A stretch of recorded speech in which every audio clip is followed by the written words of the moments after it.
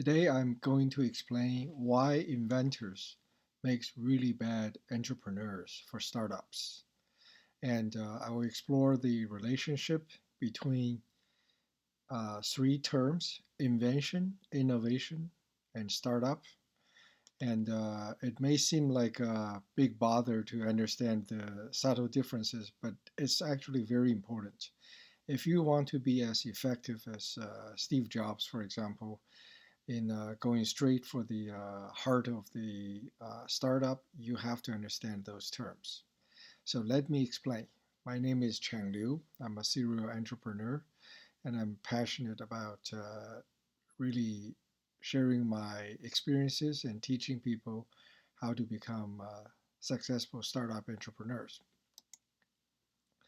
So I'll first explain the three concepts: invention, startup, and innovation. They are actually very different terms. They are not only unrelated, they are extremely opposite. Okay, so invention is an act of introducing something new. For example, the park facility of Xerox invented the mouse, the computer mouse. Well, invention turns out doesn't have to be a introducing a new gadget, a new object.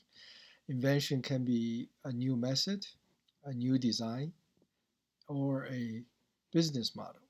Or if you want to be a startup person to develop new business, if you want to be successful as an entrepreneur, you can't just be inventing a gadget. You have to be inventing a business model because ultimately it is the invention of the business model that matters.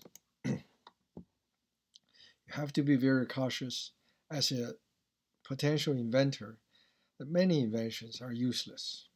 Okay, they can't form business or non-effective. The head of the U.S. PTO, the Patents and Trademark Office, estimated that 0.01% of inventions are in active use. So a lot of inventions are, I wouldn't say useless, but they are less useful as people would like them to be. Now let's go for the second term, startup. Well, startup is to start a new company. That's very simple. But actually, starting a new company is not a startup. You have to start a new business. If you just have a company but with no business, or you're overlapping with other people's business, or you're having a complete new business, you don't survive. So, starting up is to invent a new business. The company is just here to support the business. Of course, the company is important, but the business is more important. A startup involves offering new business values. Okay, the business have to provide new value, a new offer such as a new product or a new app, new relations, and you have to do it in a good market. A word of caution is that you should not be trying to invent a new market. Inventing a new form of business is extremely difficult. Okay, and it's very important to notice that starting up takes time. It takes at least 3 years just to go through all the possible failures. It takes trials. Trials means risks. It takes experimenting and takes money.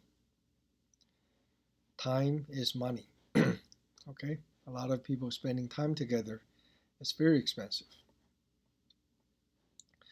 So hopefully you understand that invention is the introducing of new things. A startup is the beginning of a new business. They are related. If you invent a new business model that actually works, then it is related to a startup. Otherwise, invention and startup are totally unrelated. most of the inventions do not end up being the basis of a good startup. Innovation is a widely misused term.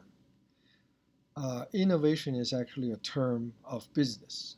If you're not talking about business, please don't use the word innovation. Innovation is a business concept. It is a process of renewal, elevation to a new state of the art, spreading of an existing thing, and refreshing. For example, Starbucks is an innovative company. It spreaded a Italian and European way of drinking coffee to America. So nothing was invented except for the business model of selling very expensive coffee and space for putting on laptops. Okay?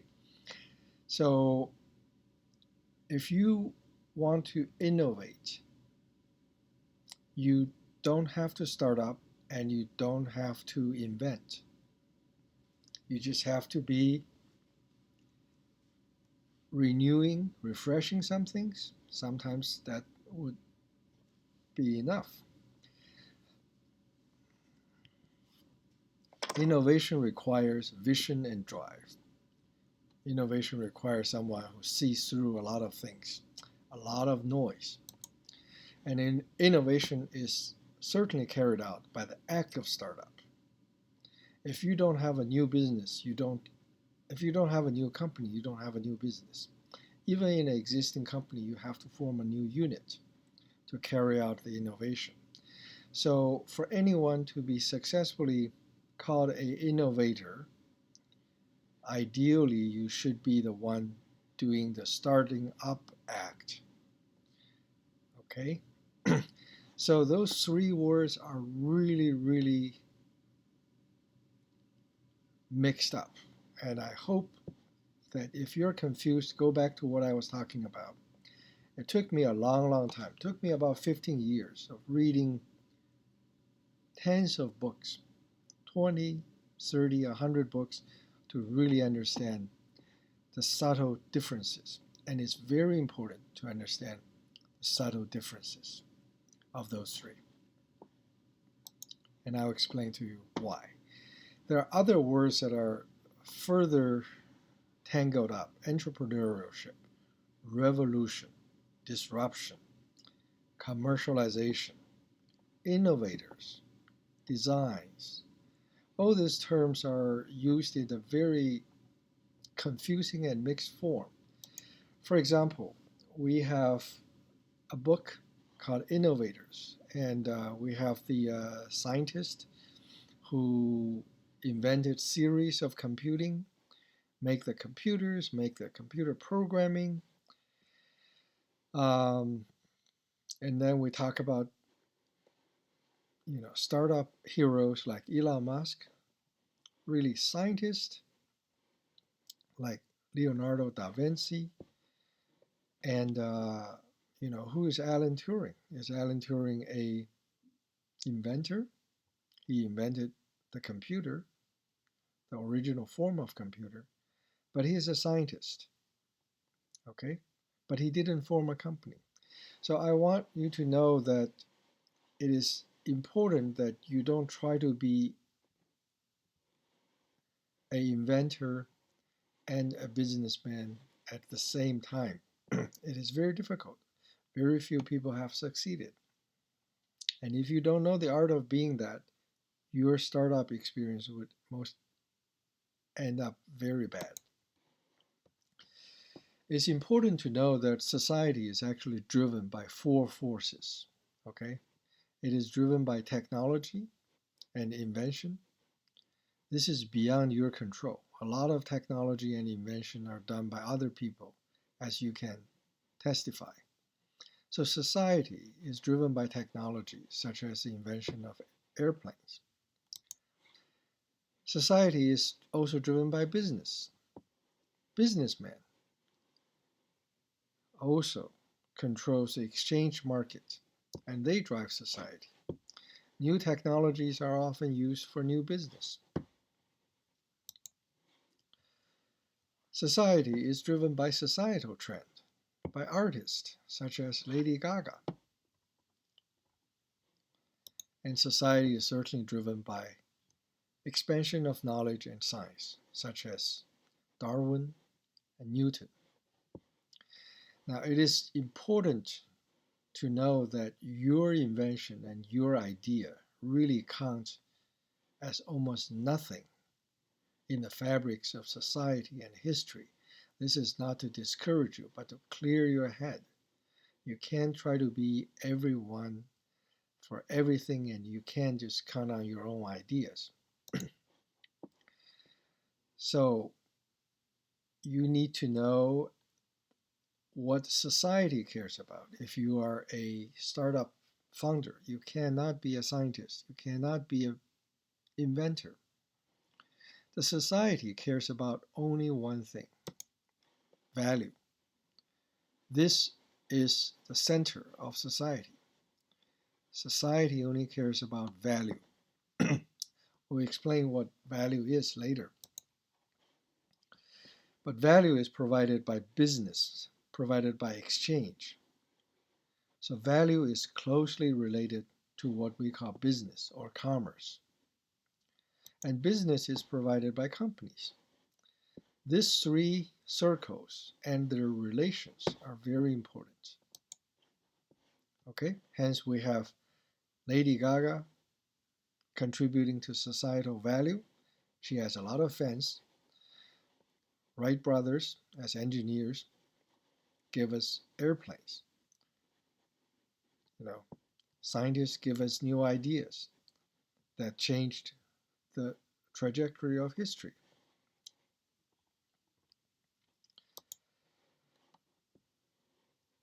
Everyone has to work toward one goal. Okay, entrepreneurs are mainly risk takers for building business. So they're related to building companies and business. And founders are business builders, and innovators are value disruptors. So when you want to disrupt something, you don't try to be a revolutionist. A revolution is not a disruption. I'm sorry, okay? So if you are at school, for example, you're a professor or you're a student, you're not part of the pack. You are not associated with a company. If you call school a company, you're not associated with business unless you count education as a business. And the value is obvious. But if you are a inventor, an inventive research professor at a university, you're not in any of these things. Okay? Just you need to have a very clear head. I'm not trying to discourage anyone.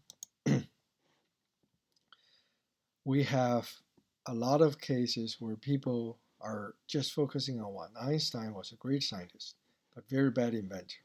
Thomas Edison, great inventor, but very bad businessman.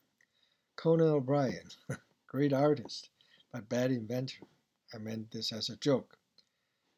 Tesla himself is a great inventor, but he never tried entrepreneurship. He always worked for someone. Now, we're coming to the end of our segment. Let's talk about Steve Jobs. Okay, Steve Jobs is rare. He is an artist. He is an engineer. He understands both type fonts and chip design. He is a great businessman, has great acumen of business, and he's a philosopher. A philosopher is a scientist to some extent, a knowledge builder. So I want to mention that Steve Jobs is defined by being visionary. And vision is actually not hard to get. The easiest way to get vision is by doing something twice. Vision means second try. Okay, although he started very young doing the right business, but he has tried. You just didn't know, you just didn't see that. I hope that I convince you that being a great inventor does not contribute. to being a great founder, does not contribute to being a great startup entrepreneur. If you want to be a startup entrepreneur, you have to understand the three driving forces that I mentioned earlier of society. And you have to understand that society cares about value, not inventions. Inventions are very far away from these three circles. Okay? I hope it helps.